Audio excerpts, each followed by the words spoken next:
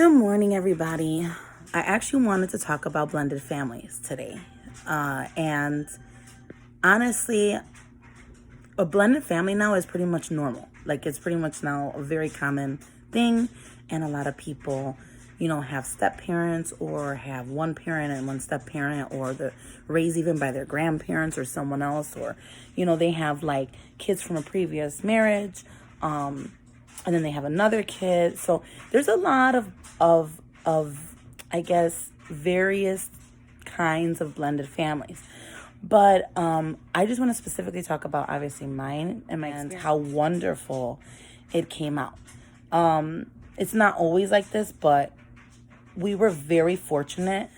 So the story about me is I was with my husband, my now husband, in high school. Okay, it's kind of cool. We have a really cute love story. Honestly, we've gone through every single thing almost. We have really overcome so many things together. We've grown up together. Obviously, we met at 15 years old, and now I am 31. He's 32. And it's like half our life. So we ended up having a break. My point is, through that break, I was dating someone, and we ended up living together because I ended up pregnant. So I ended up pregnant very fast, fairly fast. So I just feel like God really was like, this is for you. This child is for you, and probably to save me really from other crap that was probably coming into my life. So he really refocused my life, and he gave me my Aaliyah. Aaliyah now is 12. I was very sad because I've always loved my husband. I really have. I mean, he is the love of my life. Point is, I had a daughter. We broke up. I had a daughter. We then got back together years later. But for Aaliyah's sake, I really wanted her to have a dad. I wasn't raised with a dad. I was fearful. So I stayed with that person I was not happy with. We ended up actually getting back together. My daughter was 2 now at the time, okay? I did not know this was going to happen, nor did my husband think this was going to happen. The father of Aaliyah lived with me for years, 2 years, more than 2 years I was pregnant. And he just decided it wasn't for him anymore. For a guy who was bathing my daughter, sleeping with my daughter, being with my daughter half the day, decided that it wasn't his responsibility anymore to be her father. He even went as far as to say that it wasn't his, which cracked me up because, Aaliyah looks so much like him. And, I have 2 children with my husband now. And it really angered me. My faith was tested. I was very sad. So he stopped being in her life. Cold turkey, okay? This is in 2009, all right? So my husband and I moved in at the end of 2009 together. And this guy's just like, I'm not going to do it. And my husband even said he'll take her to him. We definitely did not want to lose the father figure for Aaliyah at all. My husband lost his father at 11. You could really understand that no one was trying to replace this man at all. He just took it upon himself to decide to not care anymore. And it really affected me. And I know it affected my daughter for sure. So that's the backdrop. So fast forward all the way from 2009 to 2016. For 7 years, 9, 10, 11, 12, 13, 14, 15. So yeah, 7 years. This guy didn't call, didn't look for her, didn't do a thing, didn't care, it's like he erased that child from his mind, just gone.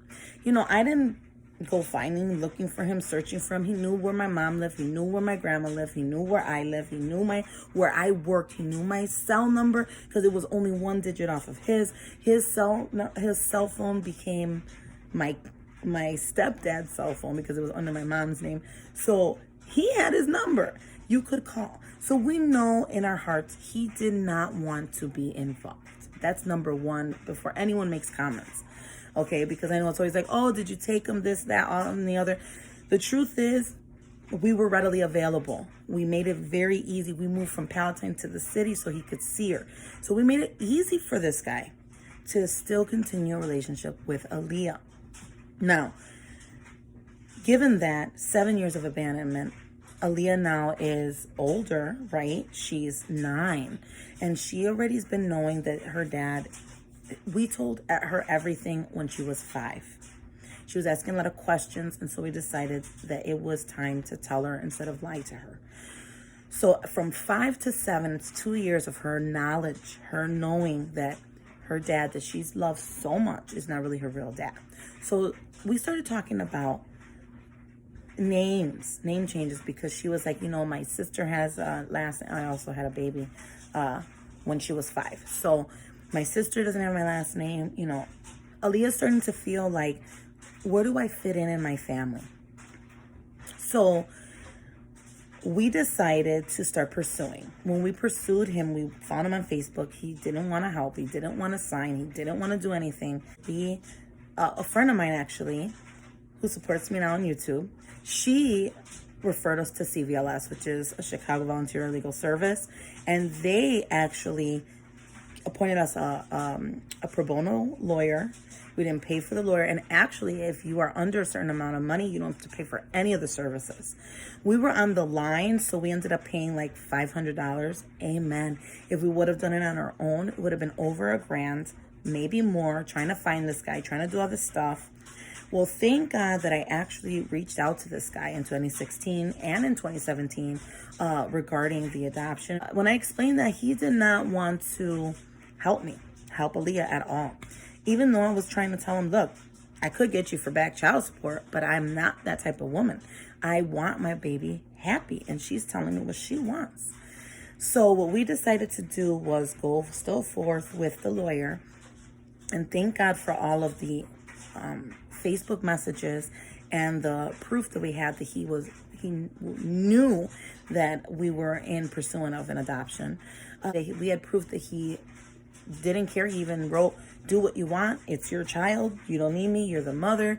So the judge ended up seeing all of that. And after 2 years, from 2016 to 2018, going through, we had to be married. So my husband and I got married in 2016 because after a year of marriage, that's how they help you. So then we had to wait that year. It was the hardest thing. Like, oh my God, let this, because we could have been married a long time ago, but we didn't do it. We had so many other things in our life that we were focusing on. So if we would have done it earlier, we could have done the adoption earlier, but everything happens for a reason in its time. Point is, 2 years after pursuing, we were allowed to adopt. Aaliyah was allowed to become a Coello. Aaliyah was allowed to become part of her family. And Aaliyah felt so complete, and she had a place. So even though I got married in 2016, I waited for my name change. And we went together and we changed our last name. We did all these things. We got a new birth certificate for her. In Social Security, he's the dad, so he is very, very proud. And my daughter's very complete. And here's my point. Blended families, they are medicine. They're medicine to hurt children and to situations that really aren't any fault of anyone's but the person who is offending. Try to see what you can do. If you need a lawyer, you're in Chicago, try CVLS. If there's free people, free lawyers, there's information. If you need help, you can definitely ask me too. Just saving all the information you have and keeping track is really the best tip I can give you. And also just going with your heart, praying on it, and making sure that you are really happy with the decision you're making, and definitely your child. I would never want to force this on a child. I don't like when people are like, oh, you're going to do this. You're going to change your name. It's what I want. It's, these children, they're their own little humans, and they know what they want. And again, we don't need to give them everything that they want. Under 18, we dictate that, right? We tell them, wait till this age, what's appropriate, right? So you don't really need to force this on someone. You'll be able to know when they want it. And I just thank God that blended families are possible, that, divorce, I guess, happens, but that we can remedy, separations happen, but that we can definitely repair. And now it's 2019, about to be 2020, has really, really made my husband proud that that's his little one.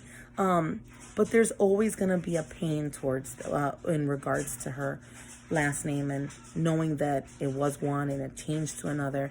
So to those people who make blended families happen, who help blended families, thank you.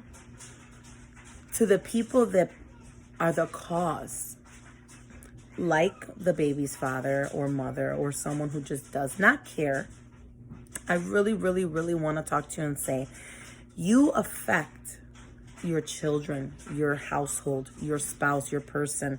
And if you don't want children or you don't want to be involved with a child, better to tell that person right away. If you are not into that person, if you are not ready to commit to a child, then please be honest, because you are going to affect that child. So if you don't want to do anything, go get a vasectomy. Go get the Mirena. Go get your tubes tight. Fix it up. Have your fun. Don't create a person that's going to have to pick up the pieces as a kid, obviously with helps of the parent and the step person. But we're picking the pieces because you have left them destroyed. And that is something that I feel is not forgivable. I even feel cheating is forgivable. Abandoning a child is weird for me because a child is innocent. They don't have any fault or blemish.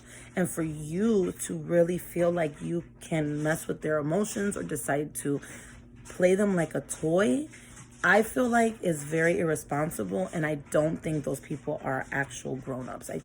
Ignorant people that just abandon their children. I have many people, my family, people that I know, and my daughter that have been abandoned.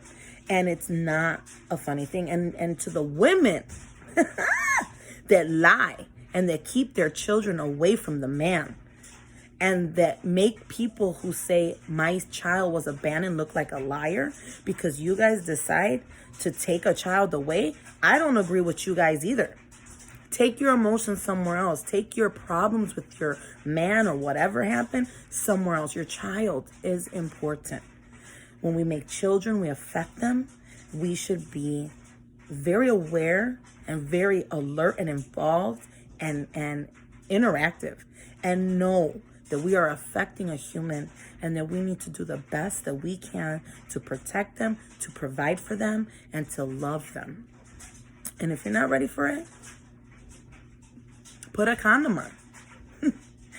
Fix yourself.